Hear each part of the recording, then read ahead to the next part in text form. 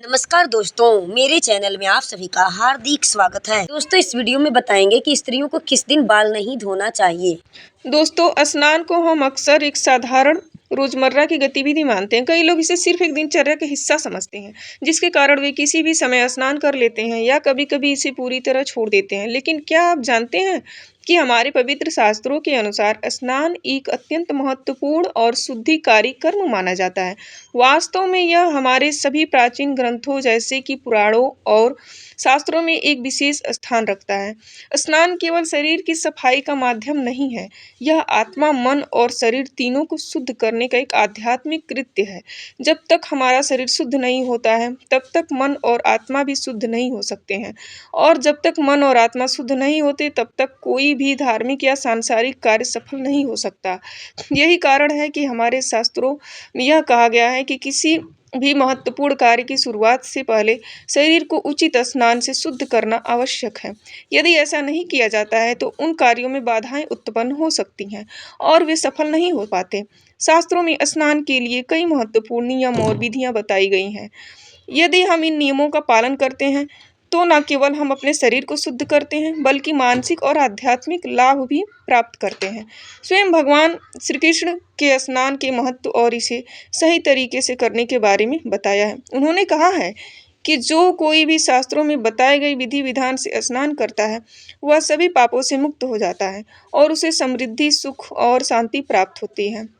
हमारे शास्त्रों के अनुसार जब कोई व्यक्ति स्नान करते समय विशेष मंत्रों का जाप करता है, तो उस जल में ही पवित्र गंगा का वास हो जाता है और उस व्यक्ति का जीवन धन्य हो जाता है। जैसे गंगा स्नान सभी पापों को धो देती है, वैसे ही स्नान के दौरान मंत्रों का जाप करने से जल शुद्ध हो जाता है और उस व्यक्ति पर दिव्य कृपा बरसती है। भगवान श्री कृष्ण ने स्नान करने की विधि, सही समय, मंत्र और यहाँ तक कि बीमार व्यक्ति के लिए स्नान का तरीका भी बताया है। उन्होंने यह भी समझाया कि स्नान के तुरंत बाद क्या करना चाहिए। इन नियमों का पालन करने से केवल गरीबी दूर होती है, बल्कि हर प्रकार की समृद्धि, सफलता प्राप्त होती है। स्नान से संबंधित सबसे महत्वपूर्ण नियमों में से एक है ब्रह्म मुहूर्त। ब्रह्म मुहूर्त में स्नान करना, यह समय सभी आध्यात्मिक क्रियाओं के लिए सबसे शुभ माना जाता है।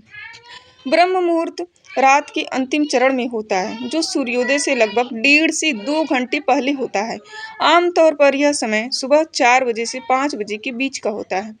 शास्त्र के अनुसार इस समय वातावरण में शक्तिशाली और दिव्य ऊर्जा होती है, जो आत्मशुद्धि और प्रार्थना के लिए सबसे उपयुक्त होती है। ब्रह्म मुहूर्त में स्नान करने से न केवल शरीर शुद्ध होता है, बल्कि मानसिक स्पष्टता और आध्यात्मिक जागरूकता भी बढ़ती है, जिससे पूरे दिन के कार्यों में सफलता प्राप्त होती है।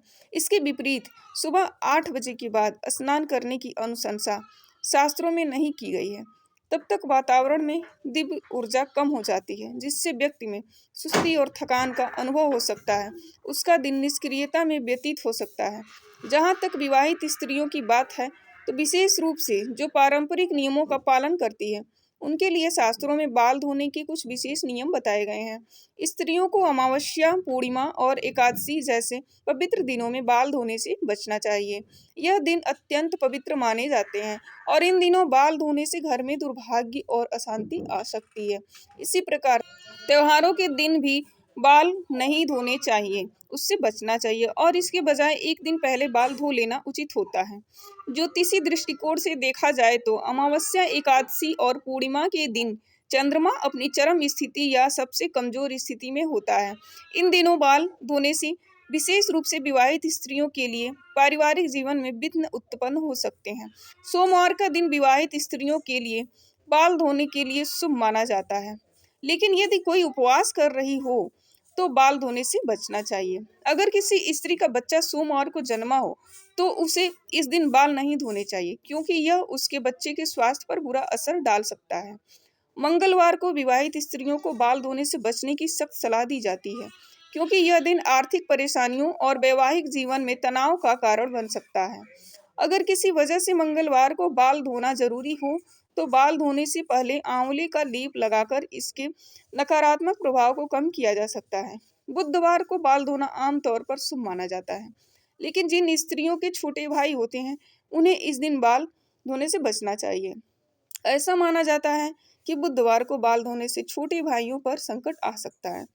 इससे बचने के लिए भगवान गणेश या वरुण देव की पूजा की जा सकती है। गुरुवार के दिन बाल धोने से बचना चाहिए। खासकर विवाहित स्त्रियों को ऐसा माना जाता है कि गुरुवार को बाल धोने से घर में दरिद्रता आ सकती है और पति की आयु कम हो सकती है। यदि किसी कारणवश गुरुवार को बाल धोने की आवश्यकता हो तो पानी में थोड़ी हल्दी या बेसन मिलाकर बाल धोने से नकारात्मक प्रभाव कम हो सकता है। शुक्रवार का दिन विवाहित स्त्रियों के लिए बाल धोने के लिए शुभ माना जाता है। हालांकि जो स्त्रियां पुत्र प्राप्ति की कामना करती हैं या जिनके पहले से पुत्र हैं, उन्हें इस दिन बाल धोने से बचना चाहिए। यदि आवश्यक हो तो बाल धोने से पहले थोड़ा दही बालों में लगाकर धोने से नुकसान कम हो सकता है। शनिवार का दिन बाल धोने के लिए अत्यंत अशुभ माना जाता है, क्योंकि इस दिन भगवान शनि की विशेष महत्ता है। ऐसा माना जाता है कि शनिवार को बाल धोने से भगवान शनि का क्रोध आ सकता है, जिससे आर्थिक कठिनाइयां और पारिवारिक जीवन में समस्याएं उत्पन्न हो सकती हैं। यदि शनिवार को बाल धोना बहुत आवश्यक हो तो बाल धोने से पहले दूध का उपयोग बालों पर करने से नकारात्मक प्रभाव को कम किया जा सकता है। इन नियमों के अलावा यह भी कहा जाता है कि शनिवार, मंगलवार और गुरुवार के दिन बाल, नाखून नहीं काटने चाहिए, उससे हमें बचना चाहिए। हमारे शास्त्रों के अनुसार इन दिनों नाखून या बाल काटने से हमारे शरीर के चारों ओर मौजूद सूक्ष्म ऊर्जा अवरंध उत्पन्न हो सकता है, जो हमारे स्वास्थ्य और मानसिक स्थिति को प्रभावित कर सकता है। साथ ही विवाहित स्त्रियों के लिए उनके मांग में सिंदूर लगाने की जगह विशेष महत्व है। इसे गंगा स्थल कहा जाता है, जो पवित्रता और सौभाग्य का प्रतीक है। इसलिए विवाहित स्त्रियों को सलाह दी जाती है कि जब वे अपने दैनिक पूजा करें तो हमेशा अपनी मांग में सिंदूर धारण करें। पुरुषों को भी प्रतिदिन स्नान करने और बाल धोने के बाद ही धार्मिक कार्यों में संलग्न होना चाहिए। तो दोस्तों, अब आप समझ गए होंगे कि स्नान केवल शरीर की सफाई का कार्य नहीं है, बल्कि यह आत्मा की शुद्धि और आध्यात्मिक उन्नति का माध्यम है। हमारे शास्त्रों में स्नान और व्यक्तिगत देखभाल को लेकर जो मार्गदर्शन दिया गया है, वह हमें न केवल शारीरिक बल्कि मानसिक और आत्मिक शुद्धता की ओर ले जाता है।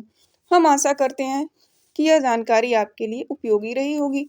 यदि आपको यह वीडियो ज्ञानवर्धक लगा हो तो कृपया इसे लाइक करें और नीचे जय श्री कृष्णा जरूर दोस्तों, लिखें। हमारे चैनल पे आपको एक वीडियो मिलेगी कि स्त्रियों को रोज तुलसी के पास दिया जलाने से क्या होता है, रोज तुलसी के पास दिया जलाने से हमें क्या फ़ायदा मिलता है।